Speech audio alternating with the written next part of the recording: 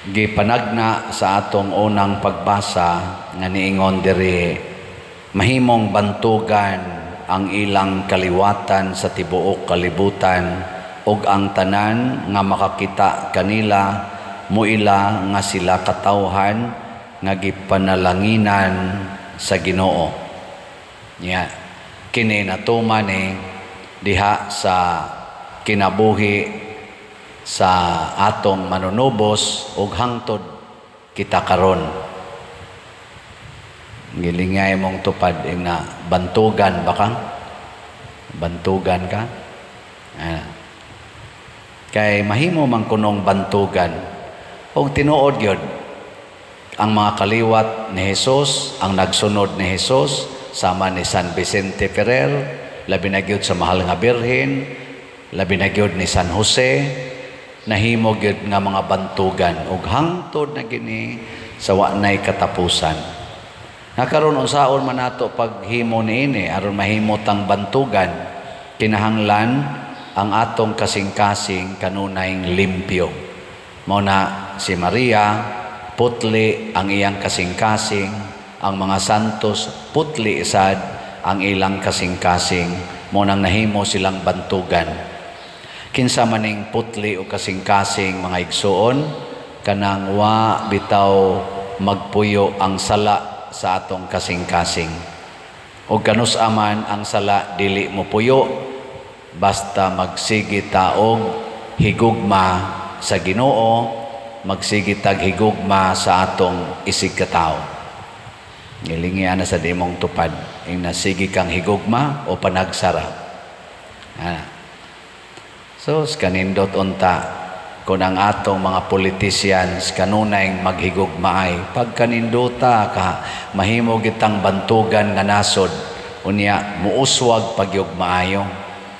Nga matod pa sa atong tubag sa Salmo, ang akong kasing-kasing nalipay diha sa Ginoo nga akong manunubos. Kay kung maghigugmaay na guta mga igsuon, ang mahitabo gyud ang atong mga panginahanglan masulbad. Kay ang akong dili makaya manimo imo sa kong tagaan. Ang dili sa nimo makaya, akong makaya, tagaan sa tika. Pagkadali ang masulbad sa atong mga problema. Pero karon nga muratag nag-iyahay, nagpinatyanay pag yung uban, pastilan, musamot gitag kaut-ut. Muna din sa atong unang pag-asa atong ebanghelyo, nakita nato ang kakabos ni Jose ug ni Maria. Unya, bisan pa sa ilang kakabos, kamaugid silang mutudlo unsaon paghigugma ang amahan. Og tungod sa ilang pagtudlo ni Hesus nga higugmaon gyud ang amahan, labaw sa tanan. Si Hesus pagka 12 anyos nakahukom nga adto na siya mopuyo sa templo sa iyang amahan nga langit nun. Karon ang mga 12 anyos nga mga bata, mga batanon, dili hapit mo simba lisod kayo, anha magyampungad sa computer, anha sa cellphone. Ang gibuhat ni Maria o ni Jose, gasigig tudlo sa ilang anak, wa nila palitig cellphone, wa pa sa tingay cellphone atong panahon na.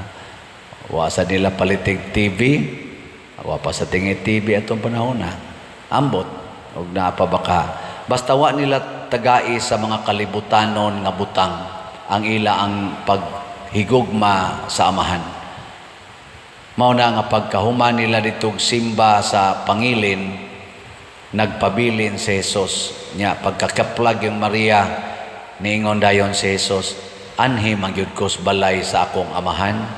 Wa na lang sad nitingog si Maria og si Jose, kay nganuman sila man say nagtudlo ni Jesus nga maghigugma gyud kanunay sa amahan.